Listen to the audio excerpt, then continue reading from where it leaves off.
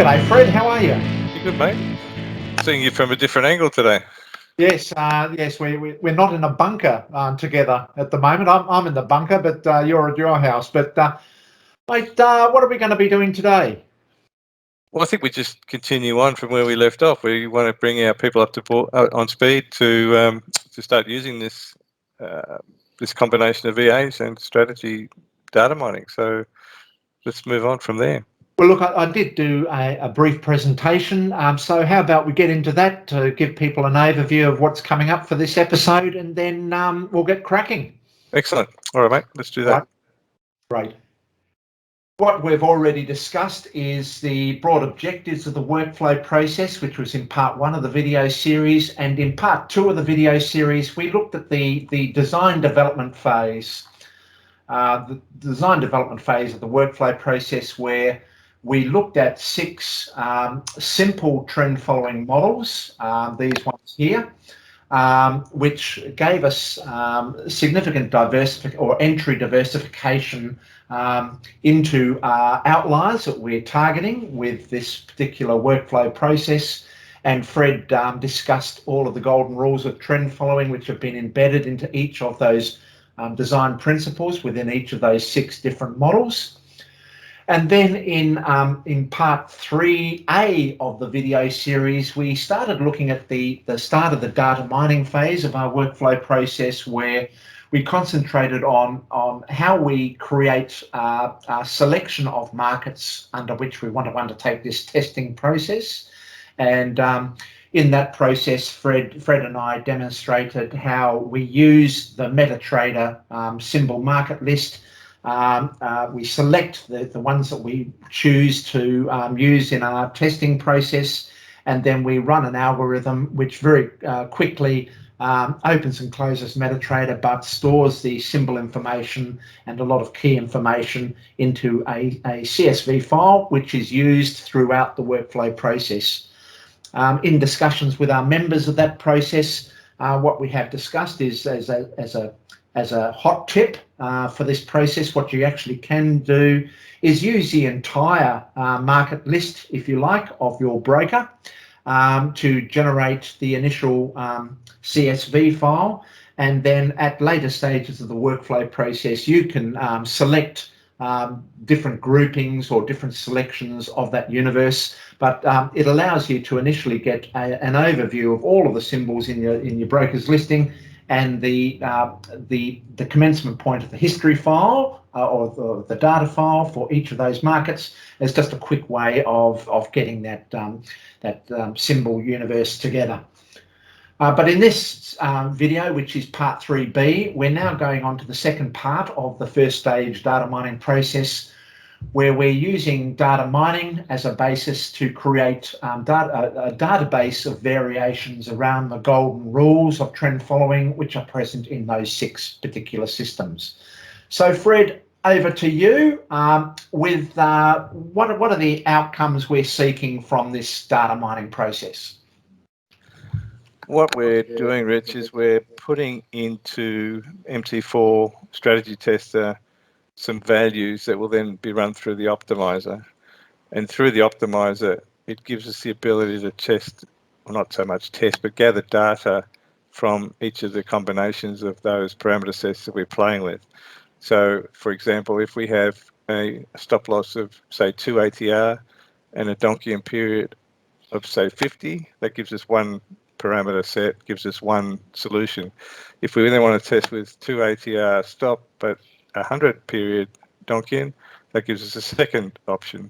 And you can multiply that out, and obviously you can see then there's combinations of stop losses and Donchian period.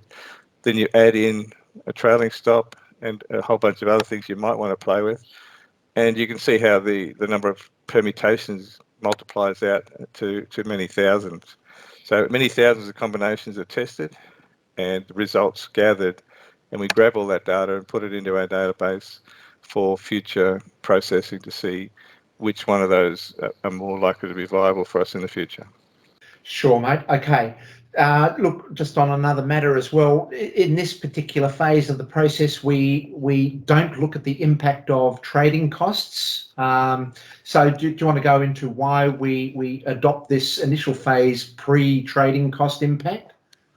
Yeah, trading costs will vary across different brokerages, and they're also dictated by the spread that your current broker is using.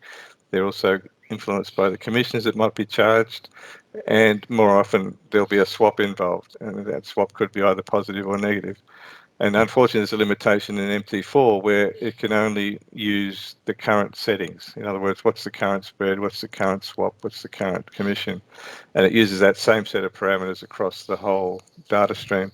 So when we're trying to find which instruments are likely to trend, we want to be away from that influence. So we actually turn all that off and don't consider that in what we're doing in our data mining. So the data mining is looking for markets that show or exhibit a potential for trending. I see. So what we're doing is we're saying because the trading costs can vary according to the different markets, the first step is to identify solutions using this data mining process that's looking at the broad trending condition of the market data, irrespective of what liquid market we're looking at, to look at extracting that trend edge from the market data and not being influenced by these possible different trading costs. Correct. The other thing we'll do in a later stage is look across markets, and in order to get some common ground across the markets by reducing the influence of costs, we get a better idea of where those common parameter sets might lie. Got you, mate. And listen, just another feature of this process is we're not looking for over-optimization during this stage. So in other words, when we're looking at the variables or the selection of variables and the range of different possible permutations of those variables, we're looking at broad variables. We're not looking at specific variables that might be tailored for a particular market. We're looking for broad variables that have wide application across different liquid markets.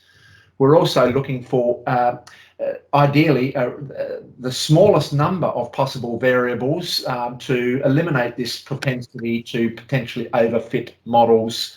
We've already, in our design process, enforced a single entry signal, a single initial stop, and a single trailing stop. And we're trying to ensure that any data mining we do, keep it simple and keep the variables basically as simple as possible to basically create very loose pants, as we call it, which fit any particular market, as opposed to optimized variables that are specifically configured for a single market. And also the intent of this data mining phase is to look at broad parameter sets that allow us to identify models with a short holding period, a medium holding period, and a long holding period. So we get this diversification of different trend following model in our ultimate portfolio at the end of the exercise. And therefore we are looking at these broad variables as opposed to specific variables. So Fred, I thought we might go straight now onto your instruction manual, where we'll go through an example, and then we'll show them on Metatrader itself how it looks. Yeah, so what we're going to be looking at now, as soon as Rich gets it up, is the input tab on one of our EAs, and this one happens to be the Bollinger Band breakout. So these are the settings that you as the user can tune to your own personal preference. There are possibilities in here that we personally wouldn't trade, but people have asked for it, and therefore we've put it in as options for you to play with. So if we just work our way down the list, the very first item is the password. Now we're keeping this to our members, so only members get issued with that password. And I'm not sure how Rich is doing that, but I think the easiest way is if people actually want to get into this process, just drop Rich an email and he'll send you the password. I think you can understand why we're trying to keep that to members only. Then there's the next three basically give you the ability to set your risk tolerance. In this instance, we would recommend using a fixed dollar risk. And the reason we say that is because if we use a fixed dollar risk across all markets, we're getting a normalization across those markets.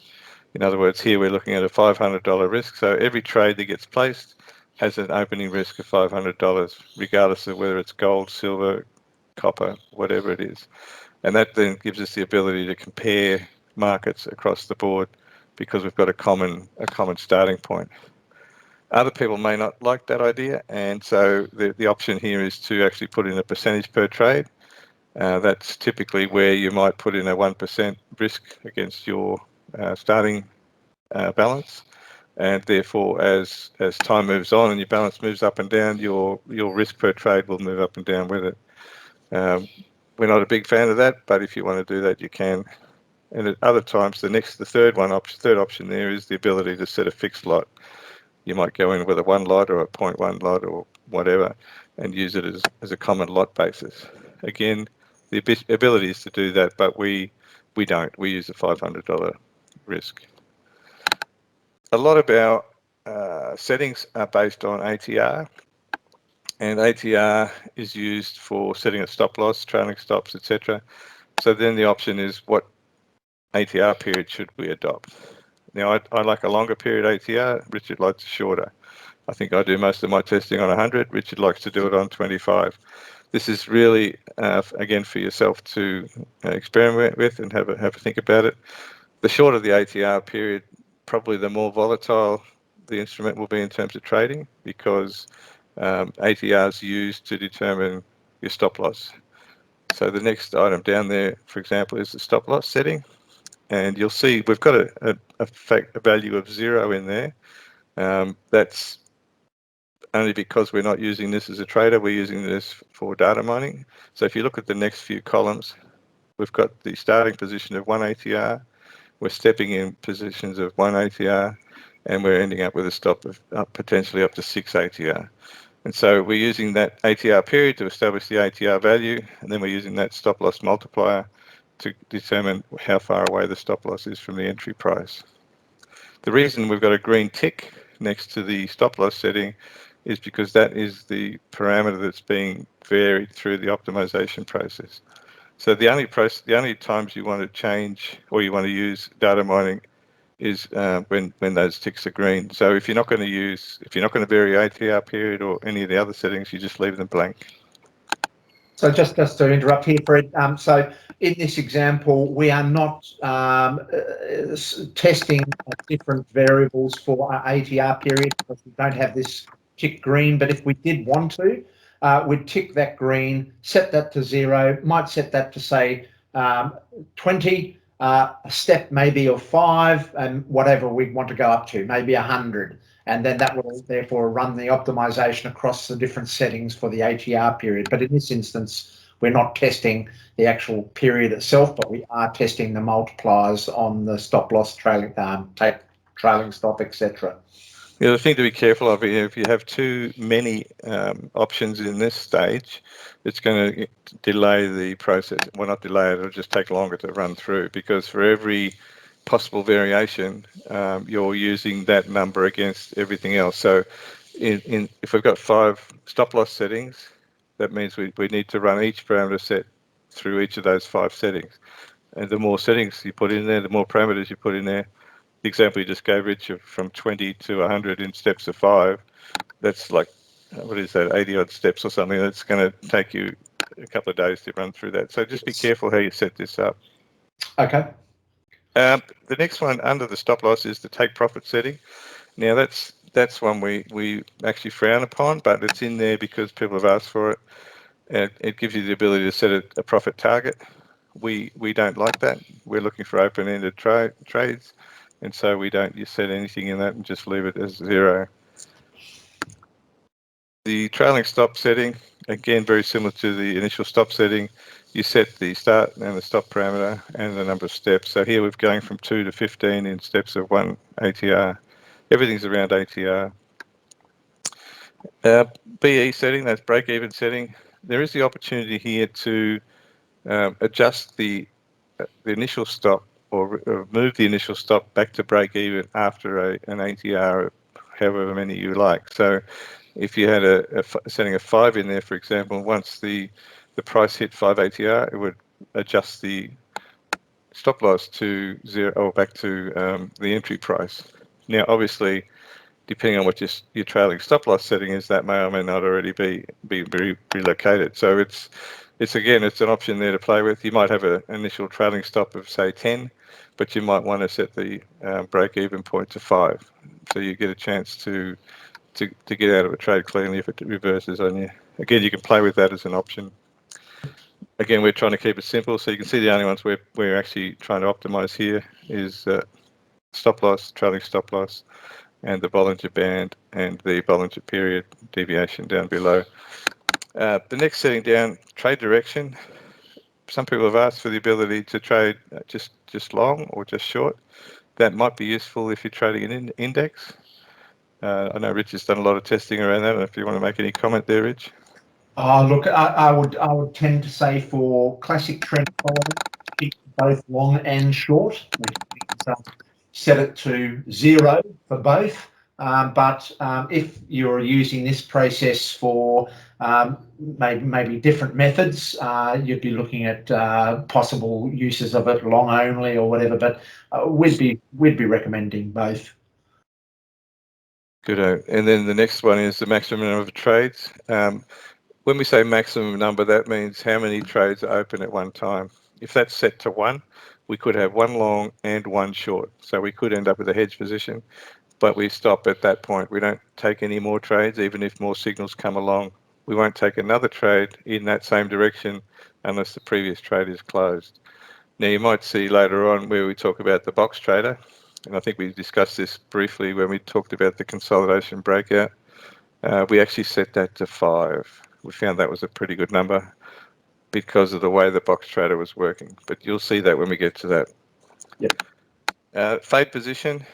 This is one that a lot of people say, well, if it's not working in one direction, maybe if I fade it, it'll work in the other direction. So here we got the opportunity to try that.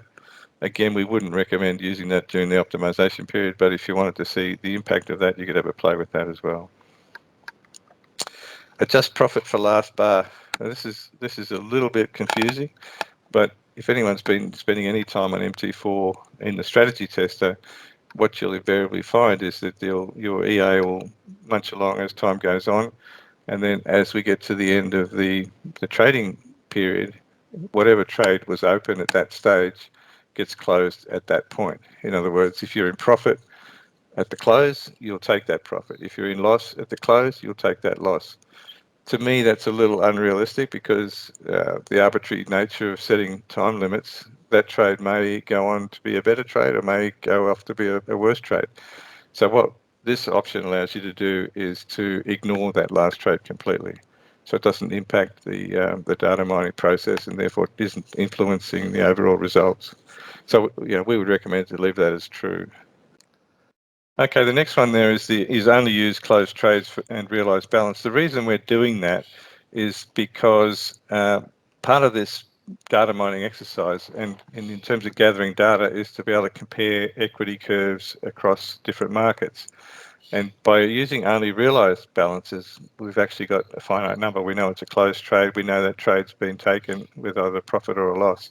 If we use unrealized balance, we're then going to get influenced by the potential sway of the market or the noise up and down as the unrealized equity is bouncing around. So by using a realized balance, we're getting a more conservative approach, and in fact, it gives us a better comparison. So again, we would recommend to leave that as true.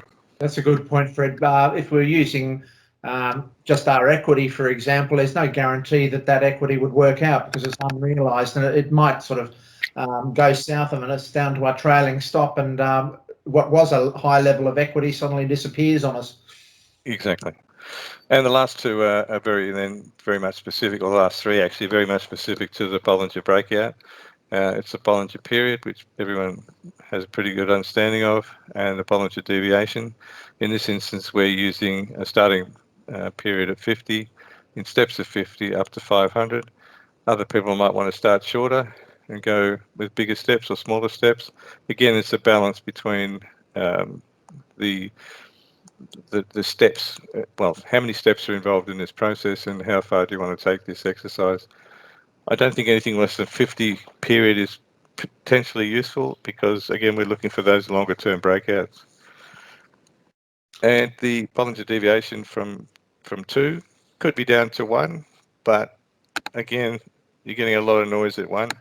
2 is not a bad start. 4, by the time you get to 4, there's going to be very little action, so there's not much point going to 5 or 6. And we're going in steps of a half. You could go in steps of a quarter, but again, you're actually adding in more steps unnecessarily. And as we explained in our last video, this particular EA takes note of the long-term trend, and in this instance, we're leaving it fixed at 200. But if you wanted to see how that would affect with different settings, you can again tick that box and make those changes. So that in a nutshell gives us the parameter sets. What's interesting to note here is that the bottom 3 parameters there are the only ones pertaining to the Bollinger Band. All the rest are common to all of our 6 strategies. So if you get your head around those top ones, and once you've done it once, you'll know exactly what you're playing with. The things to pay attention to is which ones have been ticked and which ones have not been ticked, and what the values are of those that haven't been ticked. So, for example, your take profit setting is set to 0. If you made that, if you actually put a number in there, it would actually take that profit, whatever that number was. So you need to be very specific in what you're doing, and I would recommend you test a couple of these before you fly fully into data mining, because data mining itself will take you hours, if not days. So make sure you're on the right path before you start. All right, Fred. So how about we slip onto a real life example now and just quickly go through these on Metatrader? Let's do it. All right, so Fred, we'll start off with the Bollinger, which we've already just quickly looked at. What we'd do is we would load this particular algorithm, which is this particular stage of the process is all labeled with a 3 to start with, and these represent the configuration files for the different trend following models. So just while you're there, Rich, you'll notice that they've all got a common number at the end, 210801.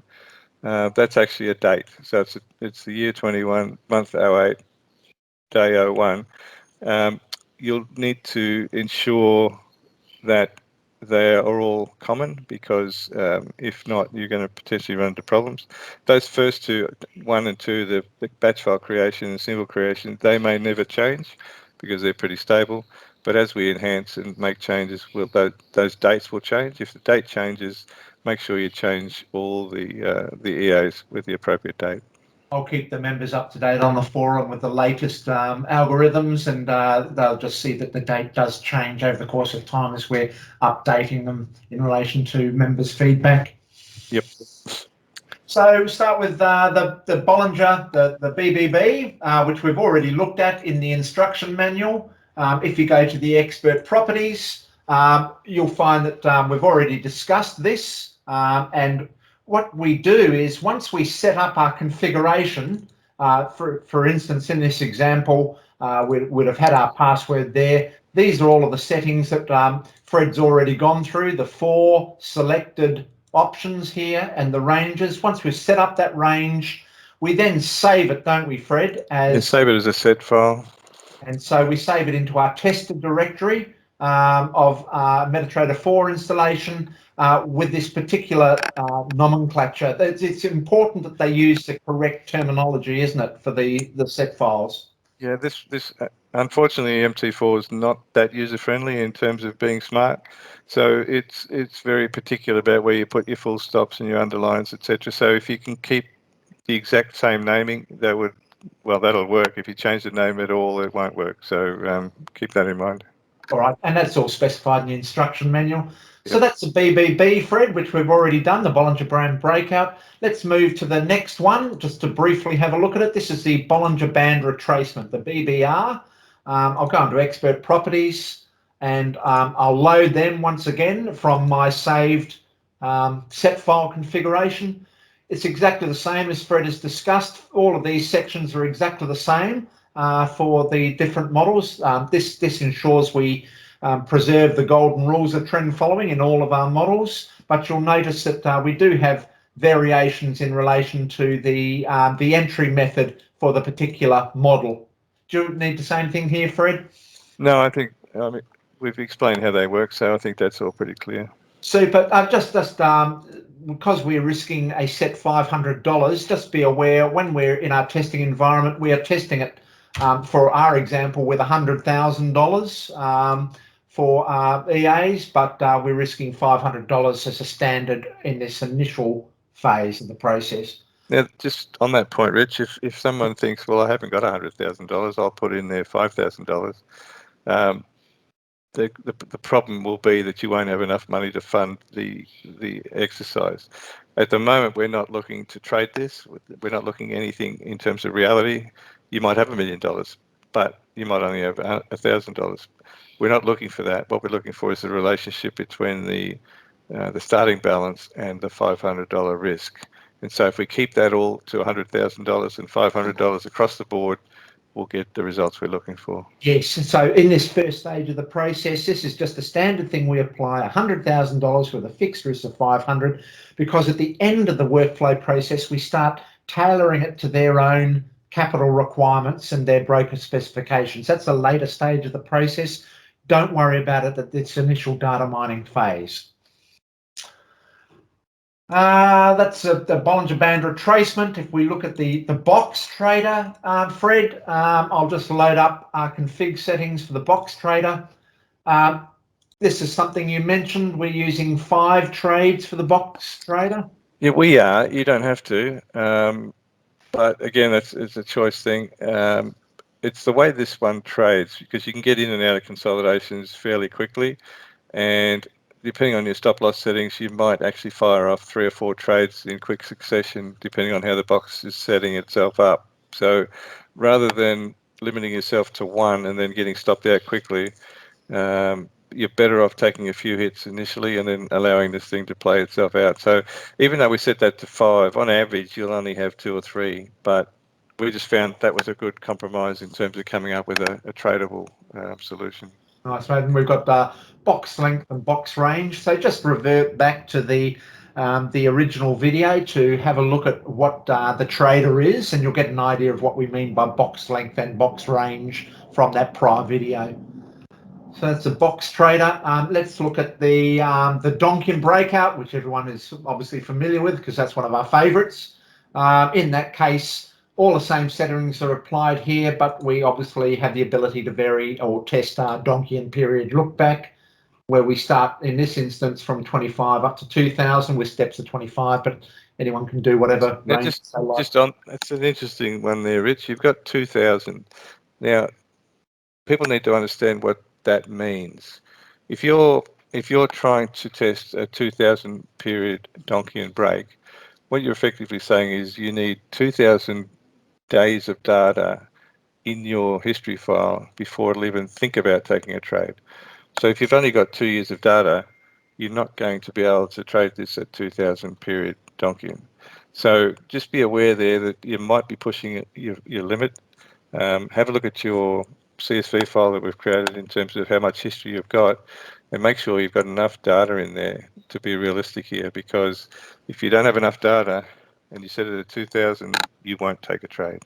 Very nice, mate. Yep, good point.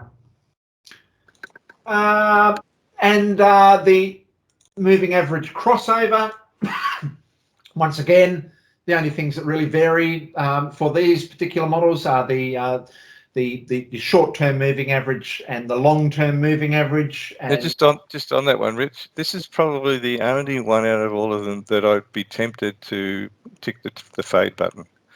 And the reason I say that is because at the moment it's looking for the 2 MEAs, simple moving averages to cross. But if the shorter one's crossing through, should you take a long trade or should you take a short trade? By clicking the fade button, it'll split those out and give you an idea of what's going on. So that's something to think about. So if I wanted to fade it, I'd set that to true, and this option we could test it across false or true, by selecting this option here, or we could fix the true by turning this option off. Correct. And it'll run through, if you run it true, then it won't actually trade in the direction of the trend. It'll try to trade in the opposite direction. But again, because of the nature of the moving average cross, that might actually be in the trend direction. So it's a bit complicated, a bit convoluted, but have a play with that, see what you think. Thanks, Fred. And the last model is the regression trader. And when we look at that, you'll see that we've got the ability to set the look back for the regression trader, which is using the standard deviation channel. And the look back basically says how many bars of look back do we use to determine our regression line, and then what is the standard deviation around that central regression line that we want to test. In this case, we're testing a standard deviation that ranges between 2 up to 3.5 in steps of 0.5. So that's it for the configuration settings. And once you've set up your configuration settings, you save it in accordance with the instruction manual into that tester directory, like we've previously discussed. So then, Fred, once that's all set up, this is now where we're about to commence the data mining process. And do you just want to mention what people are to expect here? The thing to note here is that we've just gone through 6 EAs and we've set up all the set files for those, but we're not actually going to run them as EAs. We're going to run the data mining aspect, which is the next file along. And that data mining EA, in fact, grabs the information from those previous 6 and stacks them up in the same way we did with the symbol file. And it'll then open and close for each symbol, each one of those EAs, and run through that optimization process. Not sure that was clear, but you don't need to run those files with the prefix 3. It's only the one with the prefix 4 that actually gets run. I see. So once we've set up the config files, which we've already done now, we then move to this step here where we select the data mining option, and then this data mining option goes through all of those prior configuration settings in running the data mining process. So we're not actually using these as separate algorithms. They're just to define configuration settings effectively. Well, no, sorry, Rich, just to clarify, they are actually being run, but they won't run by the user. They'll run through the data mining stages. I'm with you. Okay, Fred, so we've just selected our expert properties. Do you want to explain these different settings for our data mining process?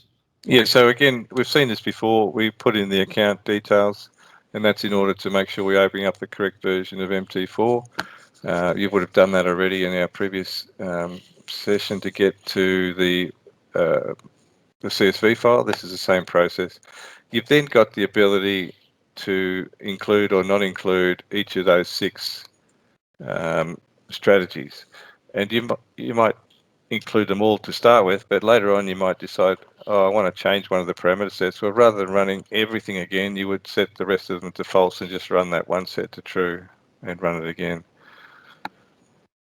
I'm sure that is confusing, but leave it as a default to start with, and away you go. Okay, so at the moment we're going to be running this data mining process across all 6 models, but I could set only one of them to true and the rest to false, which means it's only going to run it across that desired model or multiple models or however many you like. Yeah, so it'll initially look at your symbol CSV file to see which symbols you want to test. It will then look to see which of these you've selected, and it'll run that EA across all of those markets that are in that CSV file. So if you've got 100 in your CSV file, your symbol file, and you've got 6 here, there's 600 different runs you're going to run through, and each one of those runs could run to 4,000, 5,000 combinations. So the numbers start to stack up, and that's where the time starts to come in. All right, and this start test and end test date? Well, they're the dates you want to test over.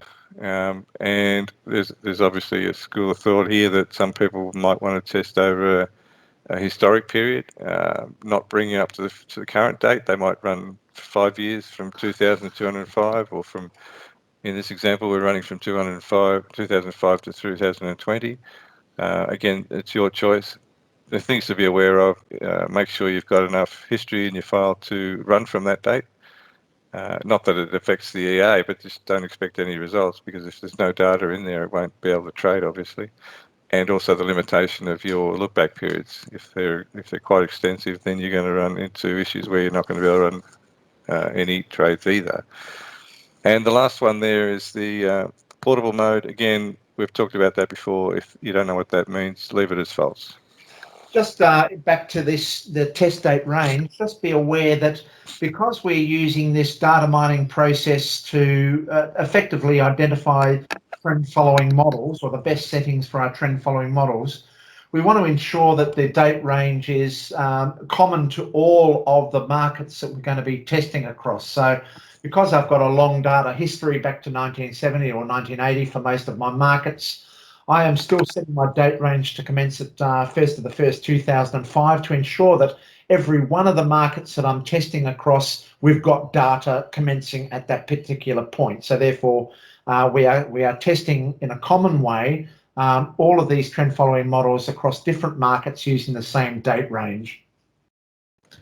Yeah, date range is important, and it should be common across the board, as you say. We've just defined our expert properties for this data mining EA, and we've already set up our config files all correctly. We're happy with them. We've saved them. Set files, mate. Set files. Use the terminology. I know it's a configuration, but people will get used to using the word set file. So let's stick with set file. Set file it is. Okay, and we're now ready to run this data mining. So I press the start button. We don't have to have any other settings here configured. No, we can ignore all that. And in fact, this will go very quickly because all it's doing is setting up the files for the next stage. So hit the start button. Here we go. So now it's just running through the process. And okay, so what it's done now, I'll just move to the data file, into the tester directory, into the files subdirectory, and it's created this directory called ATS 22. I'll open that up. Do you want to explain this, Fred? Yeah, so what we've got here is a text file for every combination of instrument and strategy. So you'll see the very top file is a batch file. Forget that for the moment, but the second one in there is a BAT file, a BBB, Auto Aussie CAD. The next one down is BBB, Aussie Yen, Aussie New Zealand, etc. If you follow that all the way down, it'll change to BBR somewhere, BBR Aussie, BBR, and you'll see how many have we got in there? 223 files. Yes, just so people are aware, if I go back to my symbols list, in the prior video, we showed an example where we had a very short list of 5, but in this particular symbols list here, I've now got a symbols list of 37 discrete markets, which I'm testing through this hypothetical process. So now we've got 37 times 6, which brings us up to 200 and whatever we've got there, 223.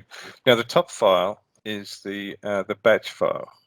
It's the one we're going to use to do exactly what we did with our instrument list, but now it'll run these other files for us. So we change the extension to BAT again. We make sure that Metatrader is closed.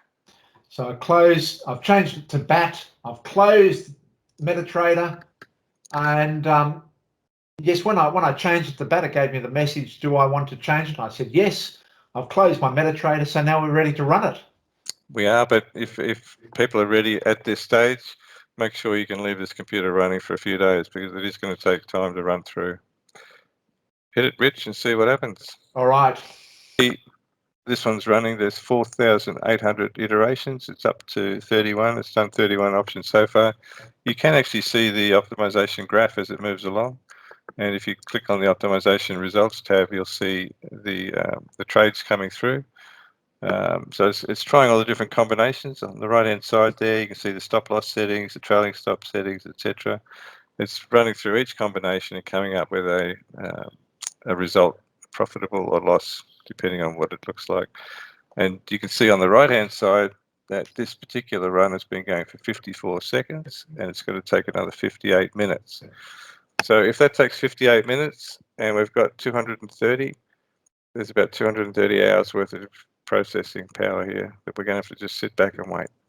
But this is something, Fred, where ideally, if you've got a lazy PC somewhere, like I do this on my laptop, on my separate laptop, that's something I don't tend to touch. So I get this process running on that. I don't touch it. I come back in 3 days' time and the whole thing's done.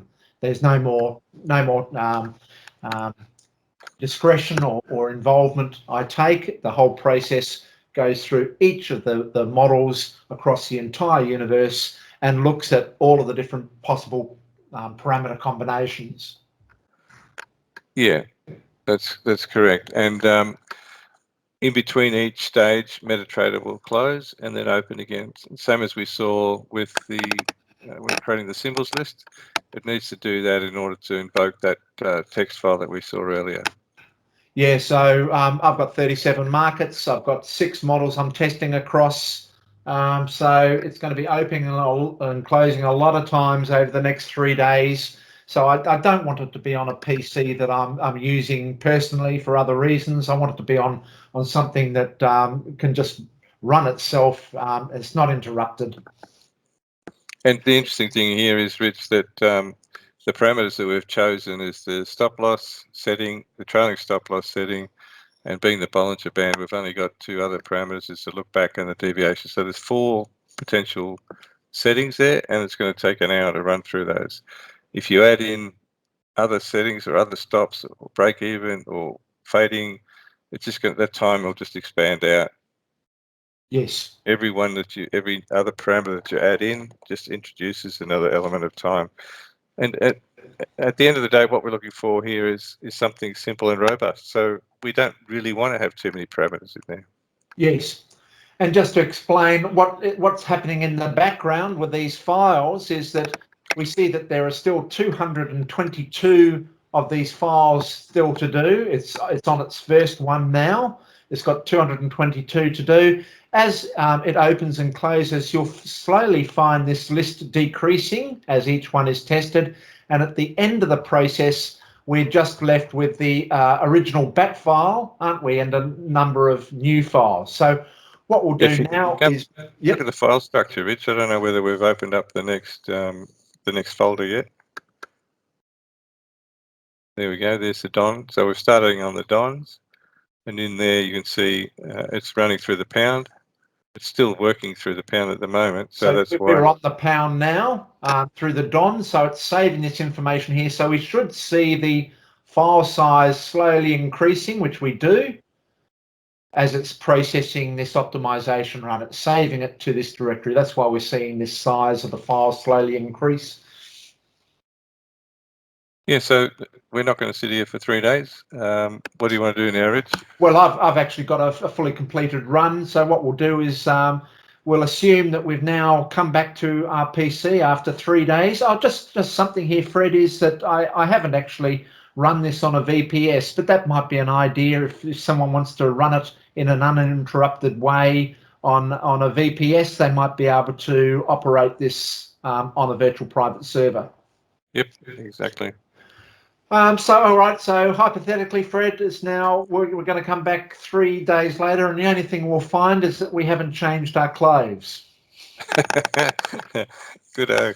I'll see you in 3 days then, Rich. All right, mate. See you in 3 days. Here we are, Fred. It's been a 3 days where, we've been doing lots of things, going for walks and things, while the computer's been doing all the hard work. You've still got the old Metatrader up, but that's all right. It's been there for 3 days. Let's have a look at the files that we've created, Rich. That's the most important thing. So we'll see for each of the strategies, we've created another subfolder.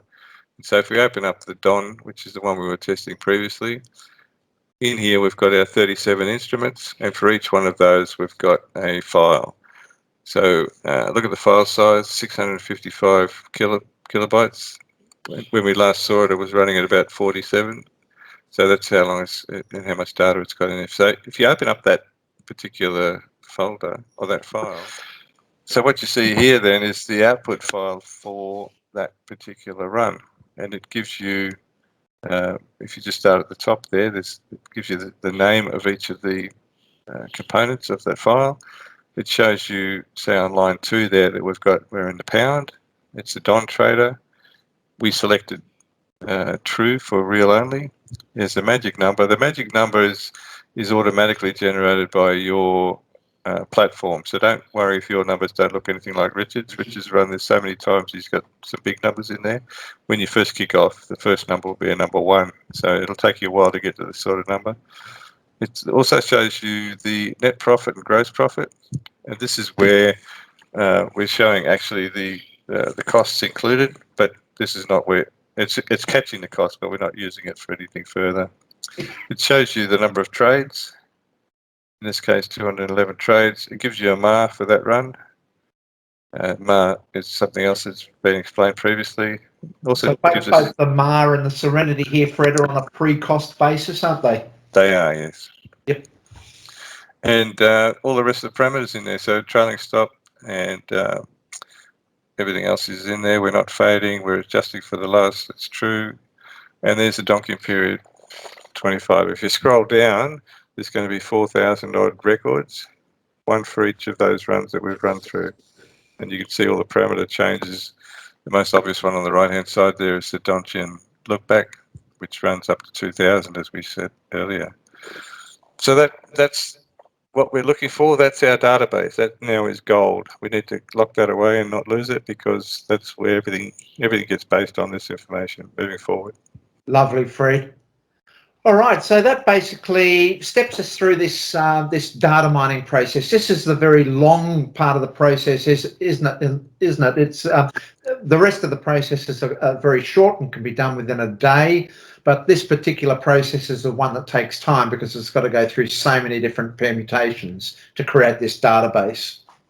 And realistically, Richie, you've gone for 37 markets there. Most people might want to concentrate on only Forex or only commodities, so that number might come down. I think you need at least probably 20 to be of any value, but you could go lower. It's just a question of how much time you've got.